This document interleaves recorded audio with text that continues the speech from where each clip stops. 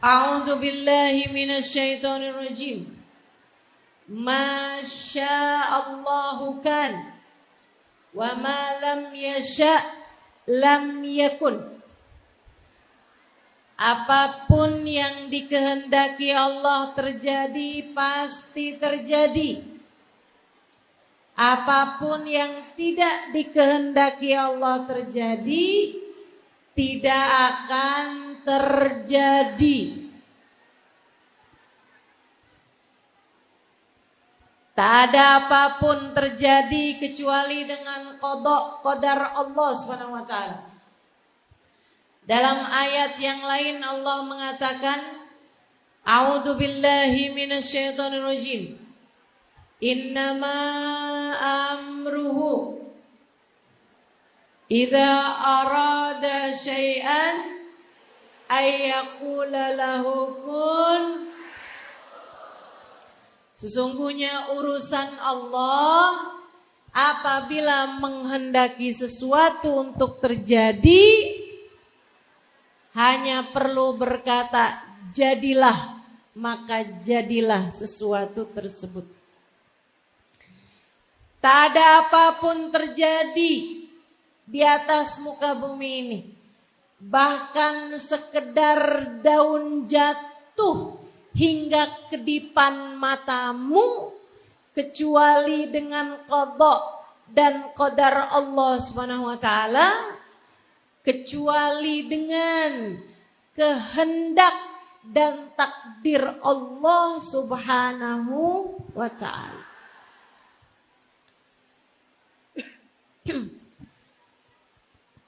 Apa takdir Allah buat saya pada hari ini? Takdir Allah pada saya hari ini, saya datang ke masjid Nur Sufana. Berjumpa denganmu. Pegang asalnya satu mic, jadi pegang 2 mic. Semua adalah takdir Allah Subhanahu wa taala, termasuk dirimu. Datang jam berapa?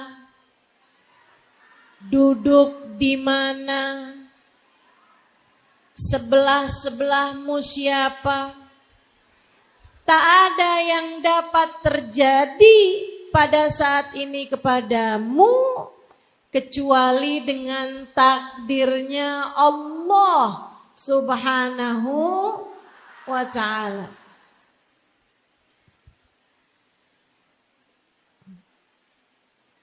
Semua orang menjalani takdirnya masing-masing. Tapi ada yang damai dan ridho dengan takdirnya Allah. Ada yang enggak bener jalanin takdirnya Allah, enggak ridho, enggak terima, ngeluh mulu, protes mulu. Disinilah nilai manusia di sisi Allah Subhanahu wa taala terlihat. Nabi Muhammad mengatakan, man radiya falahur ridha wa man sakhita falahus sukht. Siapa yang berdamai dan menerima takdirnya Allah Subhanahu wa taala, maka Allah akan menerima dan ridho kepadanya. Wa malam wa man sakhita, dan siapa yang protes, enggak terima sama takdirnya Allah Subhanahu wa taala, enggak ridho sama takdirnya Allah Subhanahu wa taala, falahus sukht, maka Allah Subhanahu wa taala pun akan memberikan kemurkaan kepada hamba tersebut. Nilaimu di sisi Allah tergantung dari seberapa ridho kamu, seberapa damai kamu terhadap takdir yang datang dalam hidupmu. Saudariku sekalian yang saya muliakan, demikian pula dengan nilai bahagia hidupmu, nilai tenangnya hatimu dalam hidupmu di atas muka bumi ini. Kamu jangan kira kalau duit saya banyak, kalau badan saya sehat, kalau saya nggak mendapatkan ujian, kalau saya nggak ada masalah, maka hidup saya akan tenang, hati saya akan damai. Enggak gitu ceritanya. Enggak gitu. Nilai tenangmu, nilai damaimu, nilai bahagiamu bukan tentang seberapa manis kamu menjalani kehidupan ini, akan tetapi tentang seberapa ridhomu, seberapa damaimu menjalani setiap takdir yang datang dalam kehidupan meski terkadang pahit terasa. Jangan ngarep hidup seneng terus.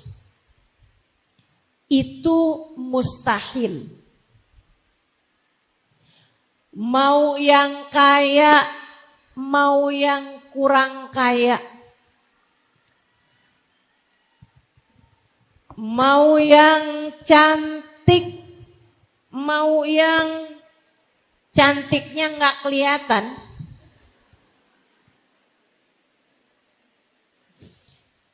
mau yang jomblo, mau yang status menikah, mau yang janda, jandanya mau janda cerai, janda mati, bahkan yang anak-anak sekalipun, datangnya permasalahan dalam hidupmu adalah sebuah niscaya, pasti dialami oleh setiap manusia.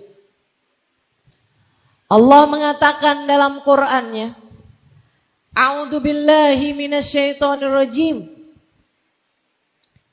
Walanabluwannakum bisyai'in minal khaufi wal ju' wa naqsin minal amwali wal anfusi wath thamarat fabasyiris sabirin.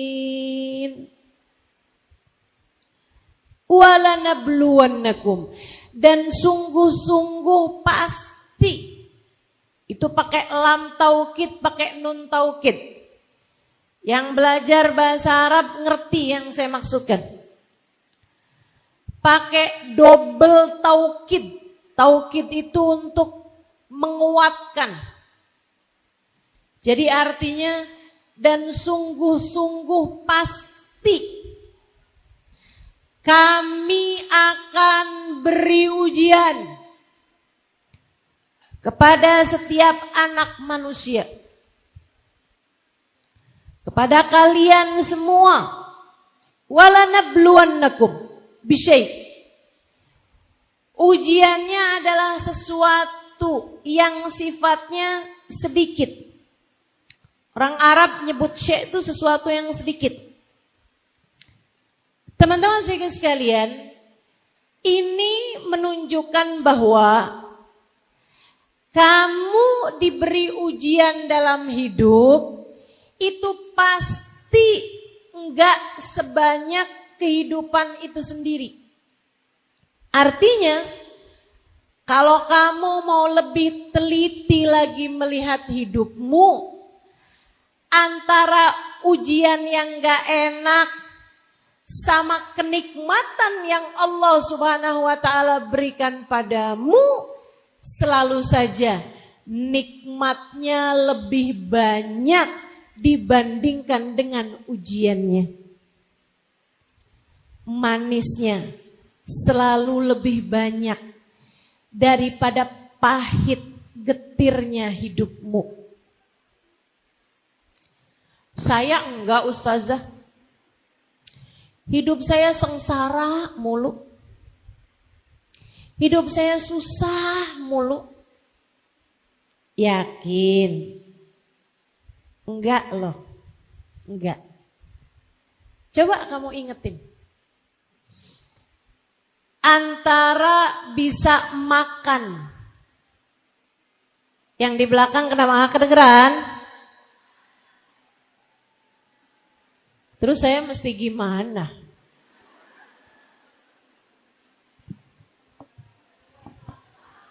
Menurut kamu saya harus apa? Hah?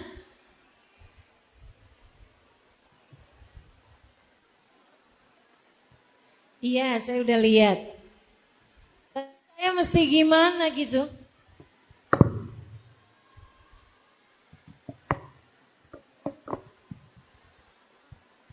Allah.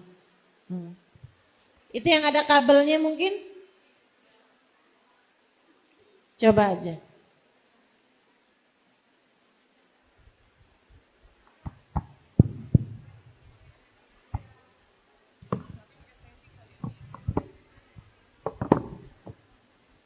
Kenapa? Allah. Allah. Kedengeran gak yang sekarang? Enggak kedengeran tapi kok bisa nyaut?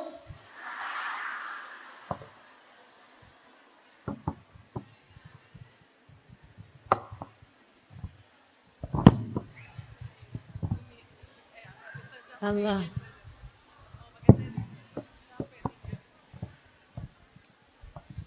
Saudariku sekalian, kedengeran? Yang di atas aman? Oke. Oh enggak juga tuh katanya. Aman ya yang di atas ya. Berarti yang di luar ya.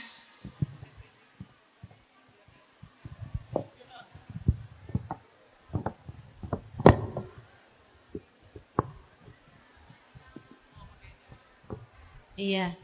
Ini perhatian juga nih buat para panitia. Kalau mau buat acara,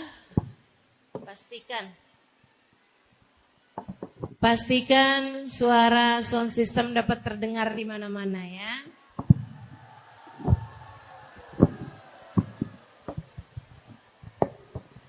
Saya gimana nih?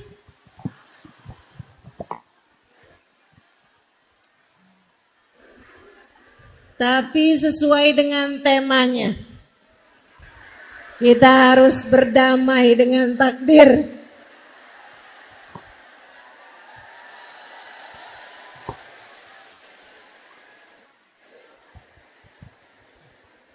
Baik, bismillah. Coba biar semuanya tenang, jadi insya Allah semuanya kedengeran. Saudariku sekalian, kalau kamu bilang, tapi hidup saya banyakkan susahnya daripada senangnya. Enggak gitu loh. Kalau kamu mau lebih teliti melihat hidupmu, kamu akan tahu bahwa sebenarnya nikmat yang Allah berikan padamu jauh lebih banyak daripada kepahitan-kepahitan yang Allah Subhanahu wa taala berikan dalam hidupmu. Sehat ama sakit, lamaan mana? Sehat. Punya duit ama enggak punya duit, seringan mana? Saya nggak lagi bilang banyak apa dikit ya. Tapi punya duit sama nggak punya duit, seringan mana? Punya. Apalagi kalau kamu bicara tentang dalam seumur hidupmu ini, pernahkah datang waktu di mana Allah tidak memberi kepadamu rezeki makanan? Pernah? Nggak pernah. Sehari semalam kamu nggak makan karena nggak ada makanan yang bisa kamu makan. Pernah? Nggak pernah. Saudaraku sekalian yang saya muliakan, Allah tidak pernah lupa memberikan kepadamu rezeki. Bagaimana mungkin kamu bisa berkata bahwa takdir Allah selalu pahit untukmu? Makanya kalau saya lihat-lihatin, orang yang ngerasa hidupnya sengsara, yang ngerasa hidupnya paling merana setanggerang, yang ngerasa hidupnya paling menderita, gak pernah ada enak-enaknya, itu seringkali bukan karena kenikmatan yang Allah beri terbatas, akan tetapi kurangnya syukur yang ada dalam hatimu, atau terbatasnya keridhaan di dalam hatimu terhadap takdir yang Allah Subhanahu wa taala berikan dalam hidupmu. Teman-teman saudaraku sekalian yang saya muliakan, jadi masalahnya bukan takdirnya yang kita minta selalu manis dalam hidup kita. Bukan. Sebab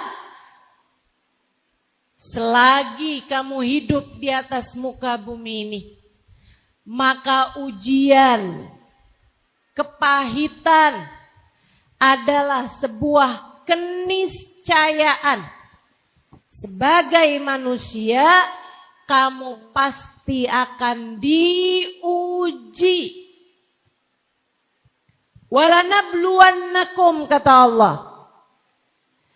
Kami pasti akan memberikan ujian kepada kalian semuanya. Bisyai'in, dengan sesuatu yang sedikit. Ujian pasti lebih sedikit daripada kenikmatan. Berupa apa aja ujiannya ya Allah? Minal khauf, rasa cemas, rasa khawatir, galau, gelisah, takut, gundah. Bisyai'im minal khauf wal ju', ujian berupa rasa lapar, berupa enggak adanya makanan. Wa naqsin minal amwal, dikurangi hartanya. Wal anfus, dikurangi manusianya. Dikurangi manusianya.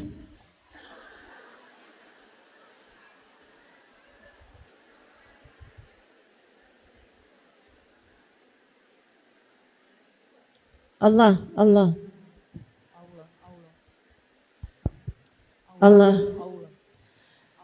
Dikurangi jiwanya. Artinya di antara jenis ujian, dan menurut saya ini salah satu dari ujian paling berat dalam kehidupan, adalah dikurangi manusianya. Orang tua kita meninggal, suami meninggal, bahkan yang paling menyedihkan, anak meninggal, saudara meninggal, guru meninggal. Dikurangi jiwa atau manusia yang kita sayangi. Ujian berat datang dalam kehidupan kita. Tapi kalau nggak ada kematian, buminya nggak muat. Betul? Ustazah, kenapa harus ada kematian si Ustazah hidup di dunia? Kan sedih. Saya ditinggal ibu saya, ditinggal suami saya. Kenapa harus ada kematian? Ya biar buminya muat. Gantian. Kalau yang hidup nggak mati, kan nggak muat buminya. Lagian, kalau udah tua kamu nggak mati-mati, bosen juga loh.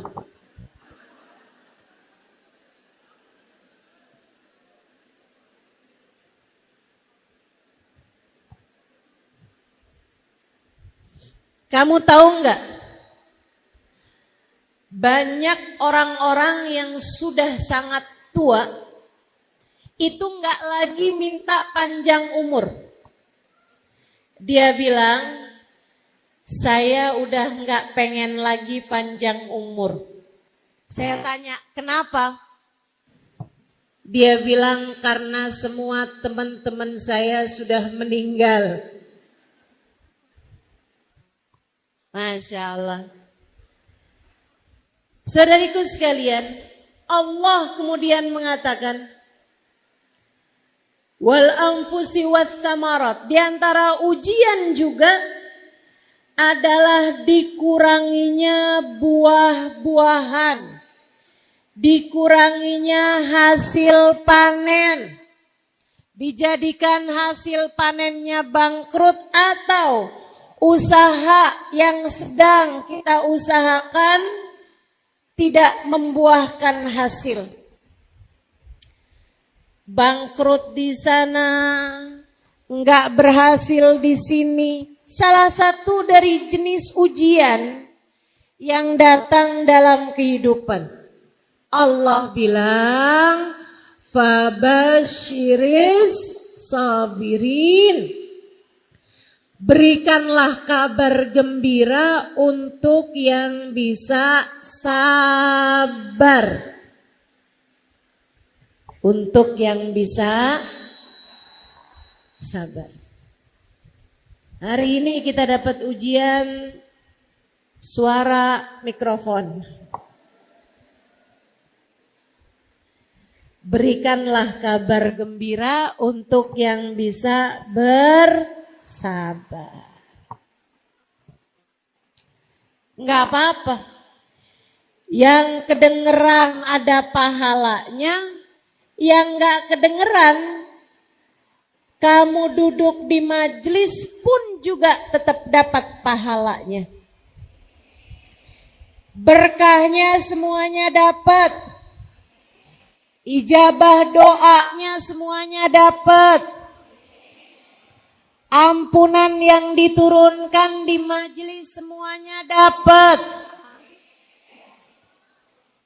Semoga terhadap berbagai macam ujian yang datang dalam kehidupan, kita mampu untuk menjadi hamba-hamba Allah yang mampu berdamai dalam setiap takdir yang datang dalam kehidupan kita. Insya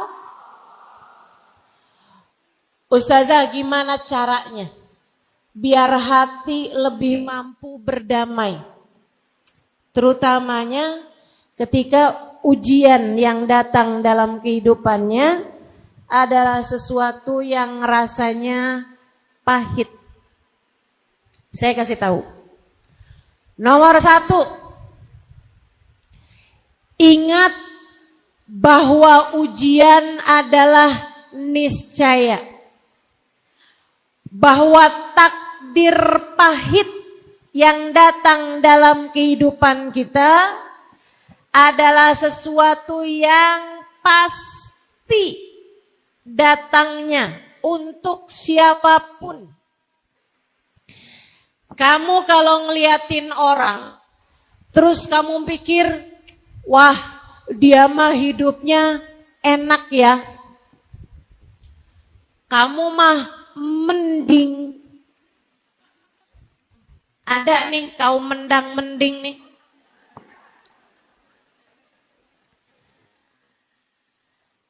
Saudariku sekalian, kalau kamu lihat orang yang menurut kamu kayak hidupnya seneng aja terus gitu. Kayaknya dia tuh gak pernah diuji ya. Kayaknya dia tuh orangnya bahagia aja gitu. Dia pastilah salah satu dari dua orang. Yang pertama, orang yang pandai menyembunyikan luka. Dia pinter aja berpura-pura. Di depan orang kelihatannya kayak iya gitu. Padahal kalau di luar itu sebenarnya enggak gitu. Dia pura-pura aja. Pura-pura tersenyum meskipun hatinya terluka. Bisa begitu? Itu satu gitu ya. Ini bukan pertanyaan. Enggak usah dijawab. Maksud saya kalau ketemu kamu sama orang, kemudian kamu mikir, katanya hidup semua diuji, tapi kok dia seneng aja ya? Misalnya, bisa jadi sebenarnya dia diuji, tapi dia pinter aja di hadapan orang lain berpura-pura. Itu satu. Atau kemungkinan keduanya adalah orang tersebut orang yang telah mampu melewati takdir-takdir buruk, takdir-takdir pahit, dan dia berdamai dengan takdirnya, dan merekalah juara-juaranya. Kamu jangan jadi orang yang pertama. Kamu jangan jadi orang yang pertama. Kalau kamu bilang, kalau ada orang bilang, kamu kok kayaknya seneng aja hidupnya. Kamu gak bilang, ya saya berusaha untuk selalu tersenyum meskipun hati saya menangis.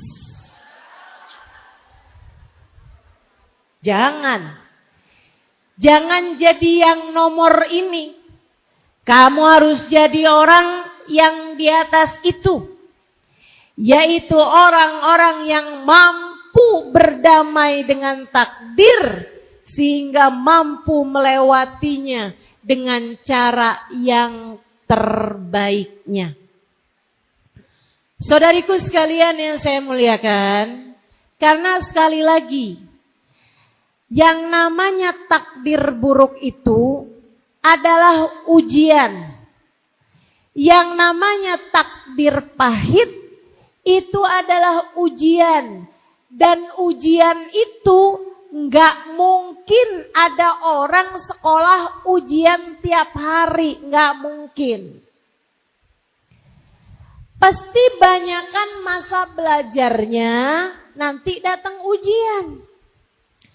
Dan ujian itu juga, nih saya kasih tahu.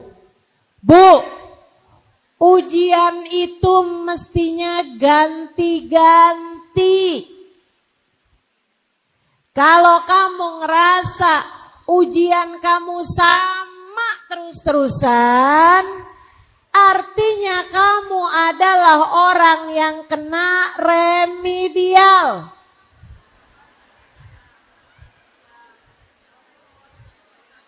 Ustazah, saya dari awal nikah sampai 30 tahun ujian saya sama terus-terusan. Apa tuh? Suami yang suka main perempuan. Bu,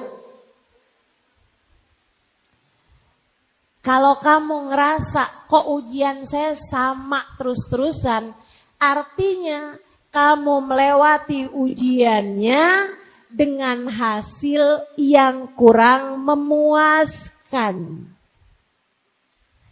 Artinya di sisi Allah kamu belum lewat. Artinya di sisi Allah kamu masih harus mengulang. Sebab mestinya ujian tuh ganti-ganti. Halo? Jadi jangan sok-sokan merasa saya kok diuji terus-terusan ya, dan ujian saya kok sama terus-terusan. Maaf, Anda belum berhasil. Kamu belum berhasil. Tak ada siapapun menjalani kehidupan dengan ideal. Tak ada. Bahkan manusia paling mulia di atas muka bumi, bernama Sayyiduna Muhammad, hidupnya penuh dengan ujian. Ditinggal wafat orang-orang yang beliau cinta.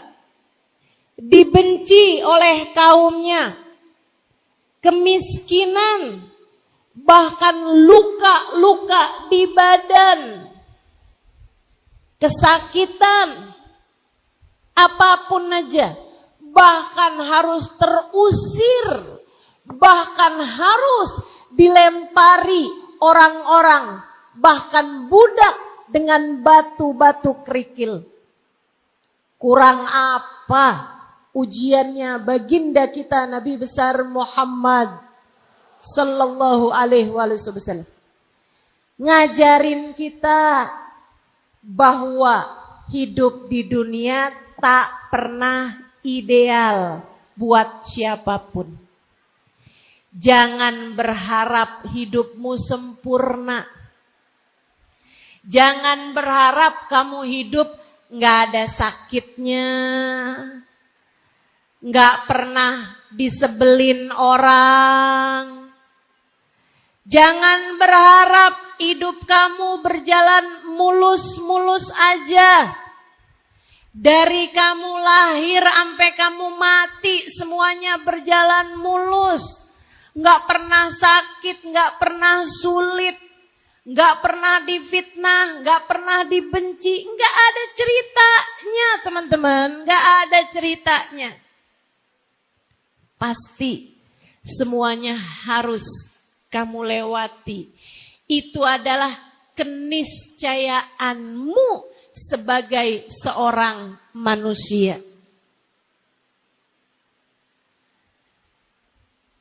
Enggak apa-apa. Diuji tuh enggak apa-apa. Ada masalah tuh enggak apa-apa.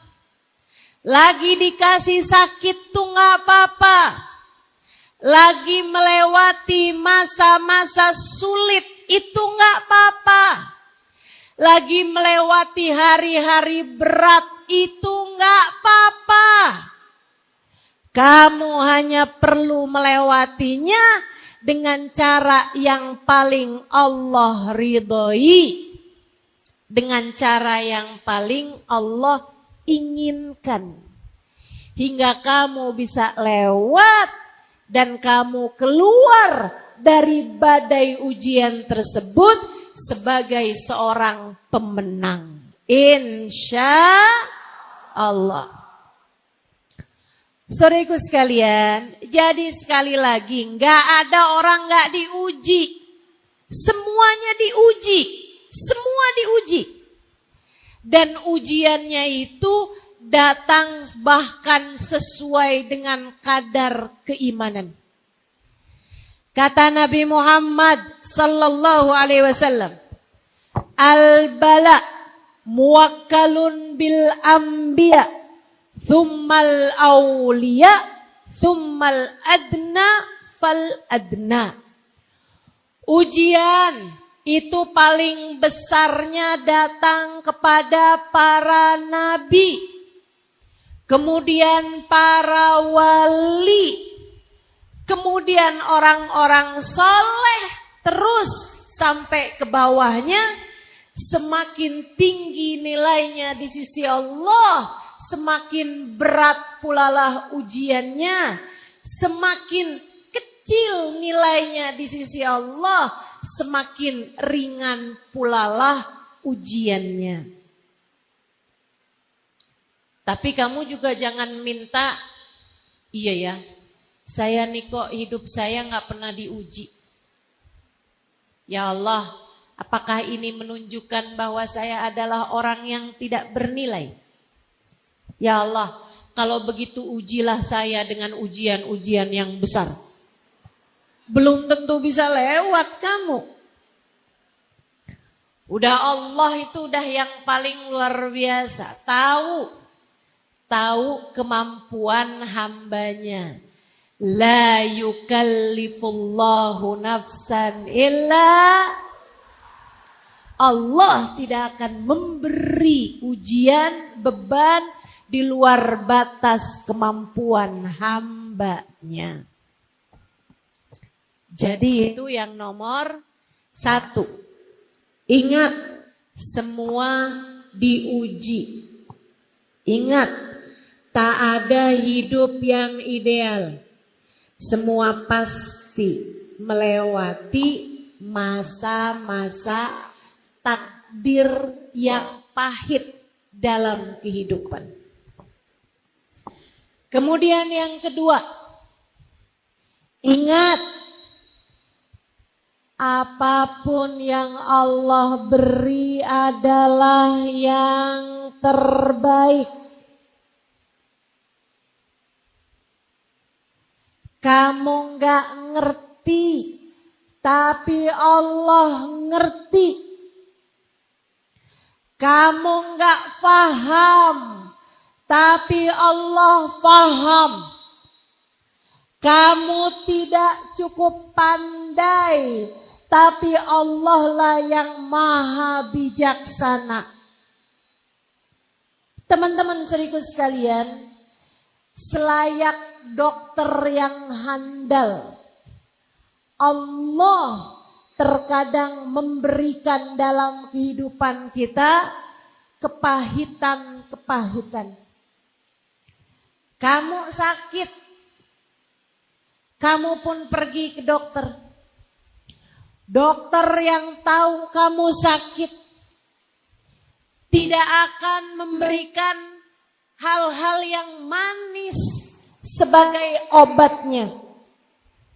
Nih, minimal obat kamu dikasih pil, kamu dikasih sirup, kamu dikasih jamu.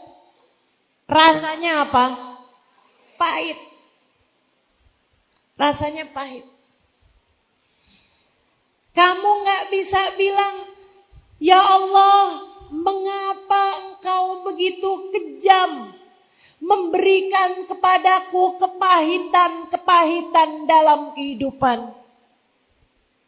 Itu sama kayak kamu bilang sama dokter, dokter nih sebenarnya lagi ada masalah apa sama saya dokter? Kenapa kok dokter ngasih saya pil-pil pahit? Tentu dokter tersebut akan menjawab, saya memberimu pil pahit karena dengan ilmu saya tahu bahwa di dalam pil pahit ini terdapat obat bagi penyakitmu. Kita nih, kalau hidup kita senang terus-terusan, dari mana kita paham caranya bersabar? Kalau hidup kamu sehat terus-terusan, seneng terus-terusan, dari mana kamu bisa pengen sama akhirat? Teman-teman saya sekalian, saya kalau lagi sakit, saya ingetin diri saya. Halimah, kamu kayaknya emang terlalu betah di dunia. Makanya sama Allah diingatkan bahwa dunia enggak seseneng ini. Dengan Allah kasih sakit. Begitu sakit, jadinya inget sama akhirat. Begitu sakit, akhirnya jadi pengen sama surga. Akhirnya jadi kangen sama surga. Kalau kamu hidupnya senang terus-terusan, dari mana kamu belajar rasa kepengen surga? Makanya tiap kali dikasih kepahitan, itu adalah cara Allah mengingatkanmu dengan surga.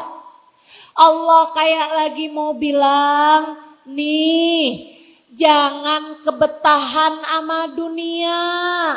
Dunia ada sakitnya, dunia ada sulitnya, dunia ada gak enaknya. Entar kalau kamu pengen seneng terus, kalau kamu kepengen sehat terus, tempatnya adanya di surga. Belajar kangen sama surga dengan kita melewati kepahitan-kepahitan di atas muka bumi ini. Kadang-kadang bukan lagi pil pahit yang dikasih, teman-teman. Karena sang dokter paham, wah, ini sakitnya berat. Jadi nggak cukup dengan pil. Harus diapain nih dokter? Suntik. Obatnya udah gak mempan dengan pil pahit. Harus suntik. Ada gak disuntik yang enak? Gak ada. Gak ada. Maka demikianlah Allah berbuat kepada hamba-hambanya yang dicinta. Kamu kalau lagi datang takdir-takdir buruk dalam hidupmu, kamu harus tahu bahwa itu adalah surat cinta yang Allah layangkan dalam hidupmu. Sesekali kamu harus disuntik.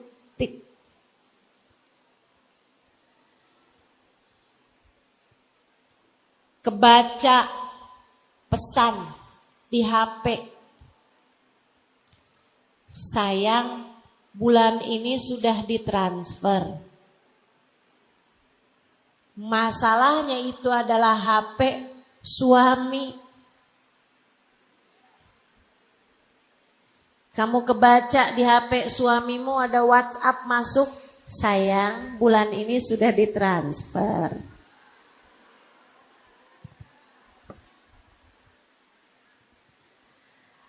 Rasanya kayak hati disengat sama binatang berbisa.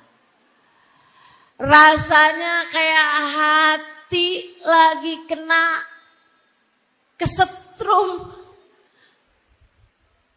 Saudariku sekalian, tuh dia tuh. Suntikan Allah dalam kehidupan. Karenanya seringkali saya ingatkan kepada para istri, saat kamu tahu bahwa hati suamimu berpaling darimu, itu adalah tali yang Allah ulurkan untukmu hendak menarikmu kembali kepadanya. Allah kayak lagi mau ngingetin. Tuh kayak lagi dapat WhatsApp dari Allah Subhanahu wa taala. Gimana? Hati manusia bisa berpaling darimu. Sebab akulah pemilik cinta yang sejati. Akulah yang tak akan pernah berpaling darimu. Saat aku cinta padamu, aku tak akan berpaling darimu. Allah lagi kirim surat cinta. Berbunyi, liatin. Kalau cintamu untuk manusia, bukankah rasa itu rentan untuk berjumpa dengan kecewa? Sebab hanya cintakulah yang tak akan pernah berujung kecewa. Gimana? Allah kayak lagi nanya, gimana? Nah, gimana? Kalau di dunia orang mencintaimu, kamu mencintainya, tak pernah dikecewakan dengan rasa yang bernama cinta, bagaimana kamu bisa belajar bahwa yang semestinya kamu cintai lebih daripada siapapun dan apapun adalah Allah Subhanahu wa taala, Jalla Jalaluhu wa ta'ala azamatuh. Suntikan-suntikan untuk hatimu, suntikan-suntikan untuk jiwamu. Berat, teman-teman saudaraku sekalian. Tapi disitulah nilaimu bisa naik di sisi Allah Subhanahu wa ta'ala. Dari situlah kamu akan belajar tentang bagaimana berbekal di dunia untuk menuju ke alam akhirat.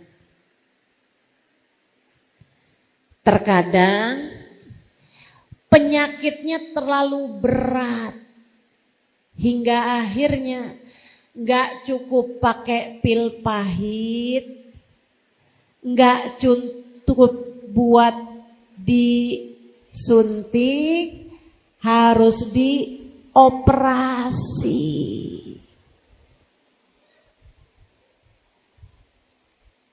Lama waktunya, lama pula masa pulihnya, harus turun mesin, kan begitu? Harus disayat-sayat, dibuka-buka, dijahit-jahit. Masya Allah, Masya Allah. Saudariku sekalian yang saya muliakan, demikian dalam kehidupan. Terkadang ada badai-badai menyerang. Terkadang ada keadaan-keadaan yang rasanya kayak kiamat kamu rasakan. Terkadang ada hal-hal yang begitu berat kamu jalani dalam kehidupan. Saudariku sekalian yang saya muliakan, itulah cara Allah Subhanahu wa ta'ala membuatmu berhasil melewati berbagai macam ujian dalam kehidupan di atas muka bumi ini. Kamu kalau berhasil melewati masa-masa paling gelap dalam hidupmu, masa-masa paling kelabu dalam dirimu, badai-badai besar dalam hidupmu, kamu akan keluar sebagai para pemenang. Semua orang-orang besar yang saya kenal melewati hal-hal berat dalam kehidupan mereka. Ya, sebab hanya badai-badai besar yang akan melahirkan pelayar-pelayar tangguh. Guru saya Sayyidil Habib Umar bin Hafid, di usia 10 tahun ayahnya diculik. Hingga berpuluh tahun sesudahnya mereka nggak tahu di mana makam ayahnya berada. Dalam kurun waktu 10-20 tahun mereka bahkan nggak tahu apakah ayahnya masih hidup di dunia ataukah sudah kembali kepada Allah Subhanahu wa taala. Ujian besar dalam kehidupan. Saudariku sekalian yang saya muliakan, yang berada dalam masa-masa konflik, tinggal di negara-negara yang dijajah, seperti Palestina sekarang. Mereka adalah orang-orang yang oleh Allah Subhanahu wa taala sedang dijadikan hamba-hamba tercinta di sisi Allah yang harus melewati badai dalam kehidupan. Mereka akan keluar sebagai pemenang-pemenang. Warga Aceh saat kena tsunami, banyak di antara mereka yang Allah haruskan melewati badai kehidupan. Kamu dalam hidupmu terkadang ada yang harus melewati badai dalam kehidupan. Saya nggak tahu, tapi saya rasa mungkin ada sebagian darimu yang saat ini sedang berada dalam badai kehidupan. Tetaplah bertahan. Cobalah berdamai. Rasakanlah kasih sayang Allah dalam dirimu itu. Saudariku sekalian, tahun lalu di bulan-bulan seperti ini saya sedang melewati hari-hari berat. Oleh Allah Subhanahu wa taala saya diberi rasa sakit yang luar biasa sakitnya. Bantalan tulang belakang saya pecah. Dan itu adalah tulang belakang yang kaitannya dengan semua saraf-sarafnya kaki. Sehingga kalau teman-teman ada yang ingat, tahun lalu beberapa majelis harus saya datangi dengan kursi roda. Bukan mau gegayaan. Lagi ngapain juga gegayaan pakai kursi roda. Sebagian majelis sampai dengan bulan-bulan lalu harus saya datangi dengan tongkat yang memang jadi sandaran bagi saya pada masa-masa berbulan sesudah saya melewatinya. Saudaraku sekalian, saya belajar banyak dari masa-masa sakit tersebut, yang utamanya adalah saya menjadi lebih faham dan mengimani firman Allah Subhanahu wa taala yang terdengar sangat romantis. A'udzu billahi minasyaitonir rajim. Wa nahnu aqrabu ilaihi min hablil warid. Dan aku lebih dekat dengan hambaku daripada dia dengan detak nadinya sendiri. Saya di masa-masa sakit merasakan indahnya kedekatan dengan Allah Subhanahu wa taala yang bahkan tidak saya rasakan di masa-masa sebelum itu. Saya bisa bersama dengan seseorang, suami saya misalnya, di jarak yang hanya beberapa senti dari diri saya. Saya tahu dia sayang sama saya. Akan tetapi tidak ada yang dapat dia lakukan apapun. Dia tidak merasakan apa yang saya rasakan dan tidak dapat melakukan apapun untuk diri saya. Dia bisa tidur di waktu malam. Sementara saya, jangankan tidur, sekedar untuk mengistirahatkan pikiran, membuat saya lupa terhadap sakit yang sedang saya alami. Saya tidak dapat melakukannya.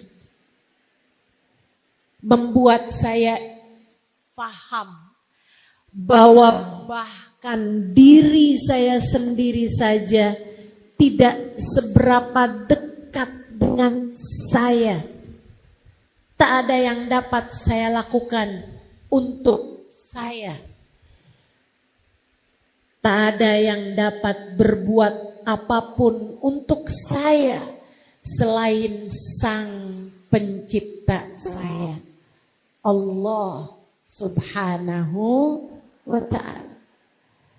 Seolah Allah selalu berkata kepada saya, gimana Halimah? Gimana rasanya? Sakit? Akulah yang membuatmu sakit. Tapi kamu tak perlu khawatir. Sebab akulah pula yang dapat menyembuhkanmu. Aku ada untukmu. Aku ada untukmu. Hanya akulah untukmu. Saudariku sekalian yang saya muliakan, maka Allah yang paling tahu keadaanmu, paling paham cara untuk menaikkan kelasmu, paling paham, paling mengerti cara untuk membuatmu menjadi hamba-hamba Allah yang kuat keimanannya, yang sehat ruhnya.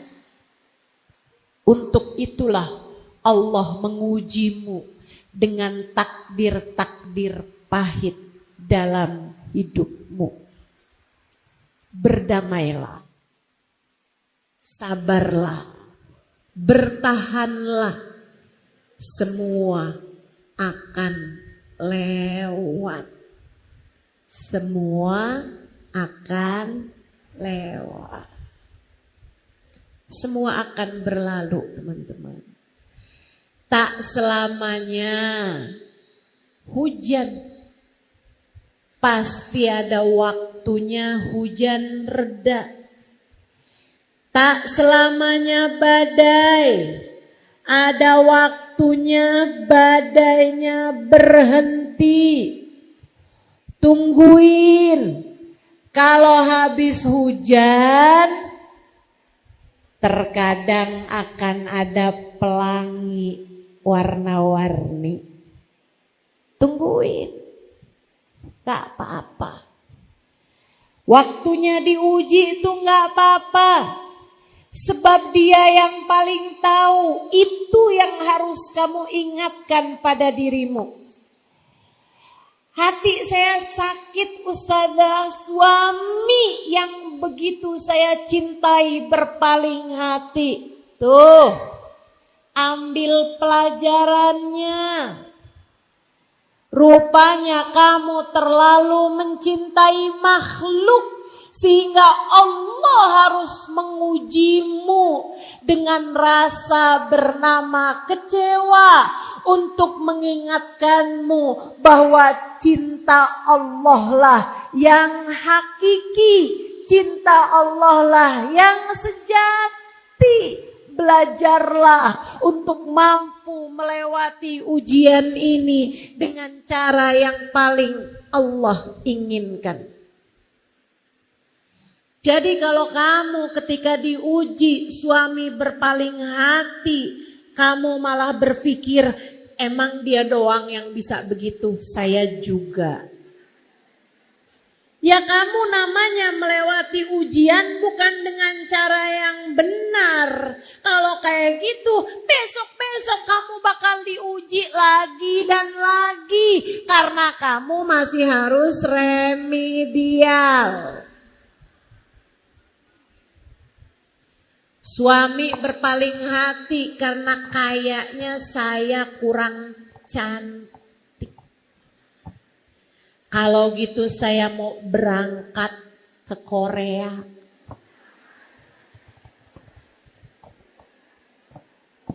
Saya mau mancungin hidung. Saya mau tarikin benang. Saya mau sulam.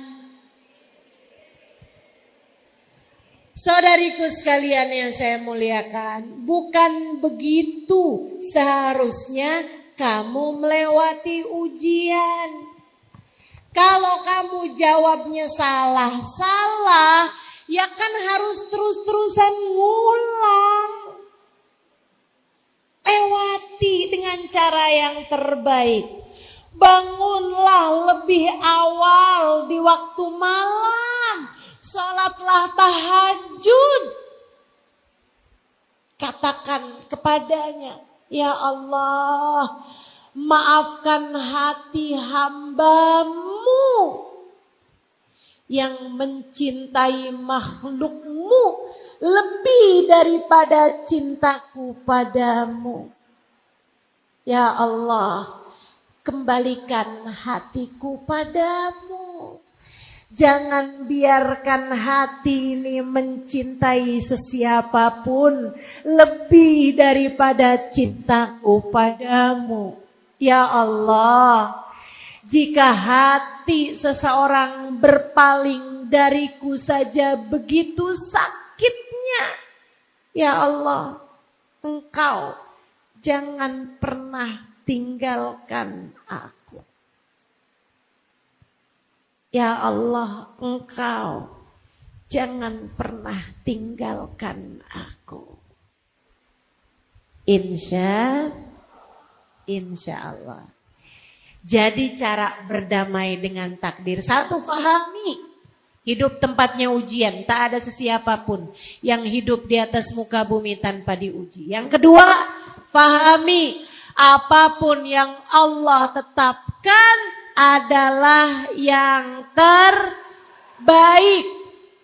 Kemudian yang terakhir, bantulah dengan doa dan takwa sehingga kamu melewatinya dengan bimbingan Allah Subhanahu wa ta'ala. Jalani perintah-perintah Allah. Tinggalkan larangan-larangan Allah. Saudariku sekalian yang saya muliakan, berdamai dengan takdir bisa kamu dapatkan dengan mudah. Hatimu jadi jauh lebih tenang, hatimu jadi jauh lebih damai kalau rahmat Allah senantiasa tercurah untukmu dan kasih sayang serta syafaat Nabi Muhammad tertuju padamu. Karenanya sangat saya sarankan, kalau kamu kepengen hidupmu lebih damai, hatimu lebih tenang, melewati berbagai macam ujian dalam kehidupan, cobalah buat lebih dekat sama Nabi Muhammad. Banyakin baca sholawat. Ustazah, kan takdirnya Allah, urusannya apa sama Nabi Muhammad? Ini saya kasih tahu. Saudaraku sekalian, terkadang takdir-takdir berat yang harus kamu rasakan dalam kehidupan itu semacam ketukan palu dari Hakim yang Maha Agung atas perbuatan dosa yang telah kamu lakukan semasa hidup di dunia. Kata Allah Subhanahu wa taala, a'udzu billahi minasyaitonir rajim. Ma asabatkum min musibah illa fa bima kasabat aidikum. Tidaklah menimpa kepada kalian satu musibah melainkan disebabkan karena perbuatan dosa kalian sendiri. Terkadang Allah melihatmu rajin bener bikin dosa. Akhirnya kemudian Allah berikan musibah-musibah, hal-hal berat dalam kehidupanmu. Itu kayak semacam Allah lagi bilang, nih karena dosa-dosa kamu nih, tok, kamu harus menjalani hal-hal berat dalam kehidupanmu. Penjara seminggu, penjara sebulan, misalnya gitu. Kayak gitu. Saudariku sekalian, ketahuilah, dalam persidangan Allah kita punya pembela bernama Muhammad sallallahu alaihi wa ala alihi wasallam. Dalam persidangan kehidupan yang hakimnya adalah Allah Subhanahu wa taala, pembela kita, pengacara kita bernama baginda Nabi besar Muhammad yang telah mengatakan, syafaati li ahlil kabair min ummati. Syafaatku bisa nyampe bahkan kepada pelaku-pelaku dosa besar dari umatku. Syafaat Nabi Muhammad, pembela kita sekalian. Karenanya ketika datang seorang sahabat berkata, ya Rasulullah, saya senang banyak bersolawat kepadamu. Berapa solawatku yang aku hadiahkan untukmu? Kata Nabi, terserah kamu. Sepertiga Rasul, bagus kalau kamu tambahin lebih bagus lagi. Ini ukfir minas salati alaikam ja'altuhu lak. Saya senang bersolawat padamu, berapa dari solawatku yang aku hadiahkan untukmu. Atau saya senang bersolawat padamu, hai Rasulullah, berapa dari waktu luangku aku gunakan bersolawat padamu. Kata Nabi, terserah kamu. Sepertiga Rasul, bagus kalau kamu tambahin lebih bagus lagi. Setengah Rasul, bagus kalau kamu tambahin lebih bagus lagi. Idan fathuluthan, kalau gitu 2/3 wahai Rasul, Bagus. Kalau kamu tambahin lebih bagus lagi. Idzan falqul. Kalau gitu semua aja Rasulullah. Semua sholawatku aku hadiahkan untukmu, atau semua waktu luangku aku gunakan bersolawat padamu. Nabi Muhammad menjawab, idzan tukfahamuk wa tughfar dzambuk. Jika itu kamu lakukan, ketahuilah akan terangkatlah seluruh bebanmu. Akan terangkatlah seluruh susahmu. Dan akan terampunilah seluruh dosa. Sebab Nabi Muhammad adalah pengacara paling handal bagi kita umatnya. Pembela paling sayang bagi kita umatnya. Ketika kamu mendekati beliau, ketika kamu banyak bersolawat kepada beliau, maka takdir-takdir buruk yang datang dalam kehidupanmu akan dengan ringan kamu melewatinya, atau akan lebih ringan kamu melewatinya. Yuk, 3 hal itu inget-ingetin terus. Untukmu yang saat ini sedang berada dalam masa-masa berat. Untukmu yang saat ini sedang berada dalam ujian-ujian yang kamu rasakan tak ringan. Untukmu yang sedang terluka, untukmu yang sedang bombardir dengan berbagai macam badai-badai dalam kehidupan, ingatkan hatimu bahwa hidup memang harus begitu. Tak pernah ada siapapun menjalani kehidupannya senang terus-terusan. Dan ingatlah bahwa ujian yang datang dalam hidupmu adalah cara Allah untuk menaikkan derajatmu. Cara Allah untuk menyembuhkanmu dari berbagai penyakit-penyakit yang datang dalam keimananmu, untuk menjadikan imanmu lebih kuat, untuk menjadikan agamamu lebih sehat, untuk menjadikan hatimu menjadi hati yang kokoh. Hingga nanti ketika datang waktumu kembali kepadanya, kamu datang padanya sebagai peraih husnul khatimah. Hingga datang waktunya kamu kembali kepada Allah Subhanahu wa taala. Allah telah membentangkan pintu rahmatnya lebar-lebar untukmu. Sebab kamu telah menjadi hamba yang mampu melewati ujian dengan cara yang paling dia inginkan. Kamu telah menjadi hamba yang masuk dalam daftar hamba-hamba tercinta dan diterima oleh Allah Subhanahu wa taala.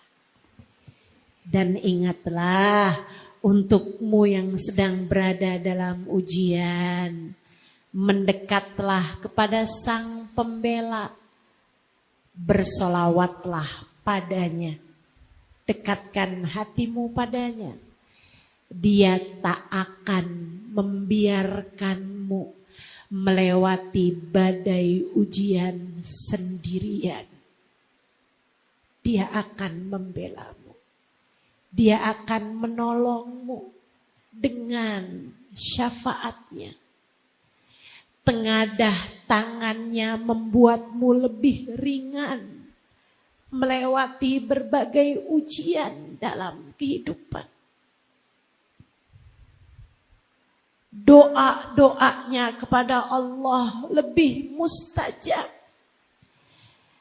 Maka jadilah kamu sebagai seseorang yang ada namanya dalam tengadah tangannya. Dengan cara jadikan namanya selalu ada dalam lisanmu dengan kamu rajin bersolawat padanya. 3 hal itu kalau kamu ingat, 3 hal itu kalau terus-terusan ada dalam dirimu, maka lihat bagaimana ujian dalam kehidupan sepahit apapun akan kamu lewati dengan cara yang paling benar. Rabbana dhalamna anfusana wa illam taghfir lana wa tarhamna lanakunanna minal khasirin. Rabbana atina fid dunya hasanah wa fil akhirati hasanah wa qina adzabannar. Bifadli subhana rabbika rabbil izzati amma yasifun. Wassalamun alal mursalin walhamdulillahi rabbil alamin. Al-Fatihah bil qabul wa tamami kulli sul wa ila hadratur rasul. Al-Fatihah. Alhamdulillah. Wassalatu wassalamu ala Rasulillah Muhammad ibn Abdillah wa ala alihi wa sahbihi wa man walah. Subhanaka la ilma lana illa ma 'allamtana innaka antal alimul hakim. Rabbi shrah li sadri wa yassir li amri wahlul 'uqdatan min lisani yafqahu qawli, amma ba'd. Saudaraku sekalian yang saya muliakan, apa sih artinya hijrah? Hijrah itu artinya pindah. Pindah dari satu keadaan kepada keadaan yang lainnya. Diwajibkan untuk hijrah dari keadaan yang buruk menuju kepada keadaan yang baik. Kamu kalau ingin di hari akhirat nanti menuju ke surga, maka dari mulai sekarang pastikan jika sebelumnya kamu masih mengarahkan langkah menuju selain surga, kamu sudah harus memastikan langkah putar balik menuju surga. Maka saya akan sampaikan padamu beberapa pesan.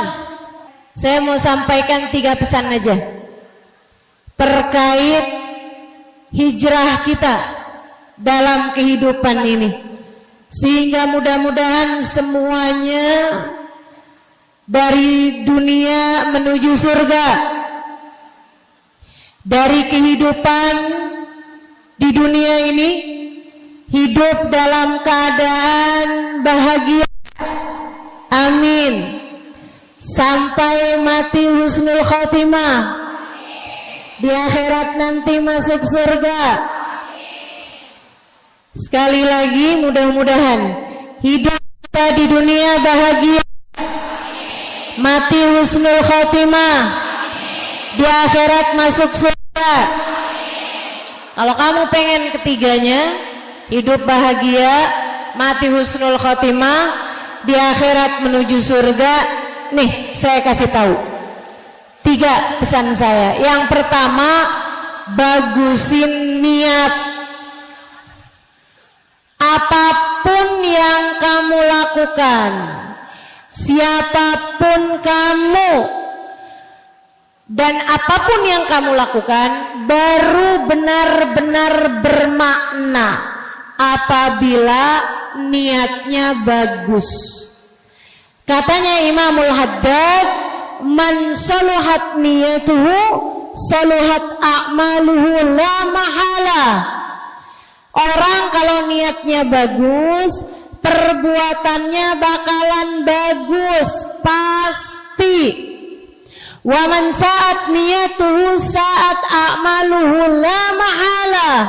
Dan kalau niatnya jelek, perbuatannya bakalan jelek. Wa in kanat fi suratihi hasanah, walaupun kelihatannya kayaknya bagus.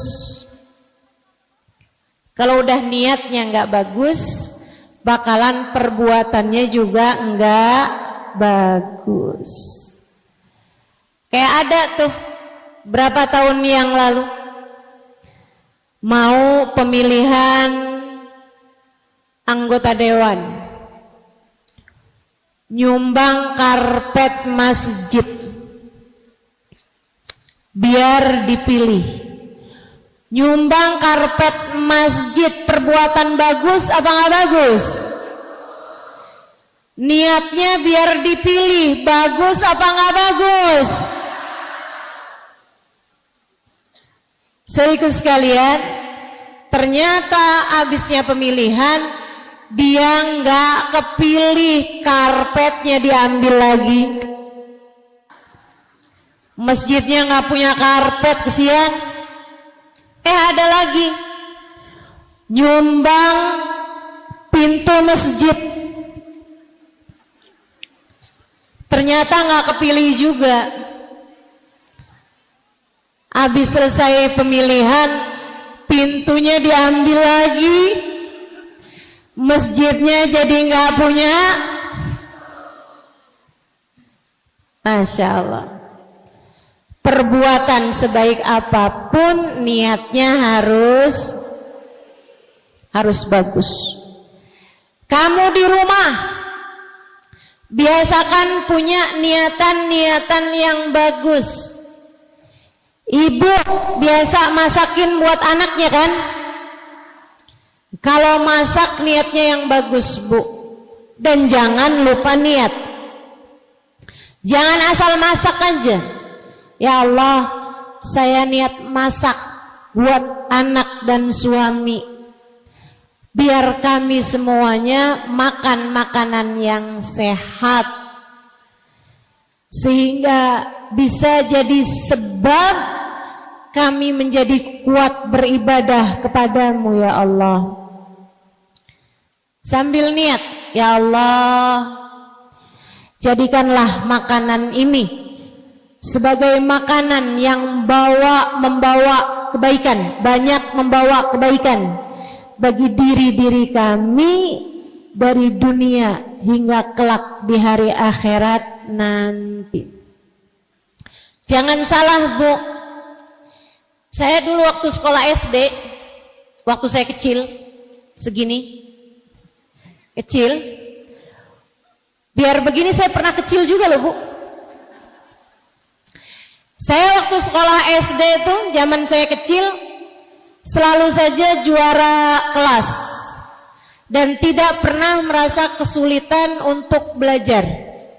Saya mudah untuk masuk pelajaran-pelajaran yang diberikan. Setiap pagi sebelum berangkat sekolah, saya akan cium tangan abah saya, cium tangan umi saya, kemudian abah saya akan pegang ubun-ubun kepala saya. Beliau kemudian berdoa, barakallahu fik. Disebul ubun-ubun kepala saya. Saya dulu meyakini bahwasanya apa yang dikerjakan abah saya membuat otak saya encer, sehingga saya lebih mudah mendapatkan pelajaran-pelajaran dan memahami ilmu yang saya dapat di sekolah. Jadi kalau ada teman yang nanya, kok kamu pinter sih? Jawaban saya, iya, karena saya disebul sama abah saya. Didoakan sama abah saya, beliau meniup ubun-ubun kepala saya sambil berdoa, barakallahu fik. Semoga Allah memberkahimu, nak. Saya dulu punya keyakinan itu yang membuat saya jadi cerdas. Dulu itu keyakinan saya tanpa tahu kebenarannya. Tapi ketika dewasa saya tahu bahwa ternyata hal yang seperti itu memang berpengaruh bagi saya, sebab otak ini terdiri dari cairan, dan cairan tubuh kalau disampaikan kalimat-kalimat yang baik, apalagi doa-doa yang indah, ia akan menjadi cairan yang indah pula. Molekul-molekulnya, sel-sel dalam air tersebut akan membentuk bentuk-bentuk yang sangat indah dan menjadi kekuatan untuk mengerjakan kebaikan-kebaikan. Jadi para guru yang kepengen santri-santrinya, pelajar-pelajarnya pada pinter-pinter, jangan suka ngomel. Para ibu yang kepengen anakmu cerdas-cerdas, jangan suka marah-marah. Apalagi marah-marahnya sambil masak. Masakanmu itu semuanya cairan. Cairan tersebut, air tersebut, kalau kamu marah-marah, ia akan jadi sesuatu yang rusak, masuk ke dalam tubuh anak-anakmu, merusak otak, merusak kesehatan, merusak hati, merusak anggota tubuh. Itu sebabnya Imam Al-Ghazali menyampaikan dalam salah satu kitabnya, siapa yang sepanjang harinya kepengen bagus, awalilah pagi hari dengan bacaan dan ucapan-ucapan yang bagus. Bu, jadi kalau lagi masak, niatnya yang bagus, baca doa dan harapan-harapan yang bagus, insya. Ibu-ibu sekalian, saya jarang nyikat kamar mandi karena saya malas, dan karena biasanya ada yang nyikatkan kamar mandi saya. Tapi kalau saya sedang nyikat kamar mandi, saya akan nyikat kamar mandi sekaligus dengan niatan-niatan. Saya bilang, ya Allah, saya hanya bisa membersihkan kamar mandi. Yang bisa membersihkan hati saya hanya Engkau yang dapat melakukannya. Ya Allah, saya hanya bisa membersihkan dinding-dinding kamar mandi, lantai-lantai kamar mandi, toilet-toiletnya. Tapi yang dapat membersihkan saya dari dosa-dosa hanya Engkau ya Allah yang dapat melakukannya. Kamar mandi kalau nggak digosok, kalau nggak dibersihkan, begitu menjijikkan. Demikian pula dengan hati kita, jiwa kita, kalau tidak mendapatkan ampunan dari Allah, hati kita dapat menjadi tempat yang begitu menjijikkan juga. Jangan sampai hatimu menjadi tempat yang menjijikkan. Bu, sambil nyapu niatnya yang bagus. Ya Allah, saya sapu ruangan rumah saya. Sapukanlah pikiran-pikiran kotor dari pikiran saya. Sapukanlah sampah-sampah yang memenuhi ruang hati saya. Kalau kamu pagi-pagi buka horden, buka jendela, kamu bilang sama Allah, ya Allah, yang saya lakukan hanya bisa buka jendela, sehingga udara di luar bisa masuk ke dalam rumah, Saya minta kepadamu ya Allah, bukakanlah hati kami sehingga rahmat-Mu mudah untuk masuk ke dalam hati kami.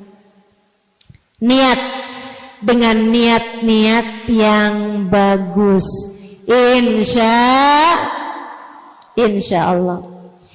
Itu untuk hal-hal sederhana yang bisa kita lakukan.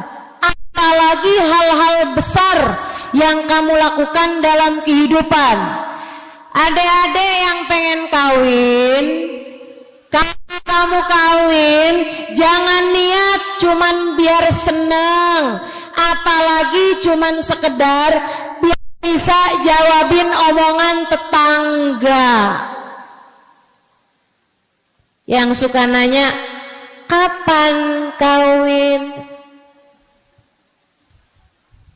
Tuh temen-temennya udah pada gendong anak. Kalau kamu bingung jawabnya, saya ajarin. Jodoh, rezeki, ajal yang punya Allah, adanya di tangan, dalam genggaman, dalam takdir. Jadi kalau kamu terus-terusan ditanya, kamu kapan kawin? Kapan kawin? Jawab aja, kalau tante kapan mati? Jodoh aja sama aja deh. Sama-sama gak ada yang tahu. Hati-hati jagain mulut. Saudariku sekalian yang saya muliakan, jangan suka nanya sama orang yang habis kawin, kamu kapan punya anak? Emang dia tahu? Enggak tahu. Enggak tahu ibu-ibu sekalian. Karenanya enggak usah nambahin bingungnya orang. Kita belajar untuk bisa menempatkan segala sesuatu sesuai dengan tempatnya, insya Allah. Nah, kalau kamu kawin, niatnya yang bagus. Niat buat memperbanyak jumlah umat Nabi Muhammad. Sebab Nabi Muhammad mengatakan, tanakahu takthuru fa inni mubahin bikumul umam yaumal qiyamah. Menikahlah kalian dan milikilah anak yang banyak, sebab aku akan berbangga dengan banyaknya umatku di akhirat nanti. Kalau nikah, niat yang bagus, niat mengerjakan perintah Allah, niat memperbanyak umat Nabi Muhammad sallallahu alaihi wasallam, niat mengerjakan sunnahnya Nabi Muhammad. An-nikahu sunnati faman raghiba an sunnati falaysa minni. Nikah adalah bagian dari sunnahku. Siapa yang enggan terhadap sunnahku, dia tidak termasuk bagian dari kelompokku. Jadi yang nikah niatnya harus bagus. Kalau kamu tahu kamu hamil, mulai mengandung anakmu, niat yang bagus. Ya Allah, aku niat menjadikan anak yang sedang aku kandung ini, ya Allah, sebagai hamba yang ahli ibadah kepadamu. Ya Allah, saya berusaha untuk menjalankan kewajiban saya sebagai hamba-Mu. Saya niat untuk menjadikan yang ada dalam kandungan saya sebagai umat Nabi Muhammad yang soleh atau soleha. Gitu, niatkan. Demikian pula kalau kamu ngajar, kalau kamu belajar, apapun aja yang kamu lakukan. Nih sekarang niat hadir di majelis ini, jangan cuma sekedar pengen tahu mukanya Ustazah Halimah kayak apaan sih? Ustazah yang suka viral di TikTok itu loh, yang gak pernah kelihatan mukanya, kelihatan kursinya doang. So ikut sekalian saya muliakan, gak cukup sebagai niat-niat yang bagus, mesti dinaikin niatnya. Pengen belajar jadi hamba Allah yang tahu apa yang harus dilakukan. Pengen kumpul-kumpul dengan banyak perempuan-perempuan solehah, biar saya juga ketularan jadi hamba Allah yang solehah. Kepengen belajar dari hamba-hambanya Allah Subhanahu wa ta'ala. Kepengen punya ilmu yang punya sambungan langsung sampai kepada baginda Nabi besar Muhammad sallallahu alaihi wasallam. Sebagaimanapun saya belajar di pondok-pondok pesantren yang para pengajarnya adalah orang-orang yang memiliki sanad keilmuan sampai kepada baginda Nabi besar Muhammad sallallahu alaihi wa ala alihi wa sahbihi wasallam. Termasuk urusan niat ini. Bagusin niat ini adalah sesuatu hal yang sangat dipentingkan oleh Nabi Muhammad sallallahu alaihi wasallam dalam berbagai macam urusan, termasuk dalam urusan hijrah. Sebab ternyata ketika Nabi Muhammad hijrah, umat Islam hijrah berangkat dari Mekah ke Madinah, enggak semuanya kepengen untuk hidup di Madinah bersama dengan Nabi Muhammad sallallahu alaihi wasallam, menjalankan syariat agama Islam secara kafah, secara sempurna. Enggak semuanya punya niat begitu. Ada juga kerja di Mekah enggak nguntungin, ikutan hijrah kali-kali. Kalau buka toko nih di Madinah, siapa tahu nih bisa untung. Ada lagi hijrah ikutan berangkat ke Madinah karena saya dengar-dengar cewek yang saya naksir berangkat hijrah ke Madinah. Namanya Ummu Gais. Dia pun kemudian berangkat bukan karena kepengen sama Nabi Muhammad, tinggal bersama dengan Nabi Muhammad di Madinah, menjalankan agama Islam dengan sempurna bersama dengan orang yang diturunkan kepadanya Al-Quran, yaitu baginda Nabi Muhammad alaihissalam, yang diturunkan ajaran Islam, yaitu Nabi Muhammad alaihissalam. Akan tetapi dia kepengen bisa menikahi perempuan bernama Ummu Gais. Maka mereka pun mengadu kepada Nabi Muhammad alaihissalam, ya Rasulullah, laisa kulluna man yuhajir ibtigha'a mardatillah. Wahai Rasul, enggak semuanya kami yang hijrah ini karena kepengen ridhonya Allah atau karena kepengen untuk bisa hidup denganmu wahai Rasulullah. Ada Rasul yang hijrahnya karena pengen dapetin dunia, pengen bisa dapat pekerjaan yang lebih baik, pengen bisa dapat penghasilan yang lebih menguntungkan. Ada juga Rasul yang hijrahnya karena kepengen bisa kawin sama Ummu Gais. Itu gimana Rasul? Sama apa enggak nih kita pahalanya? Sama apa enggak hasilnya? Sama apa enggak buahnya? Nabi Muhammad menjawab, innamal a'malu binniyat wa innamal likulli imri'in ma nawa.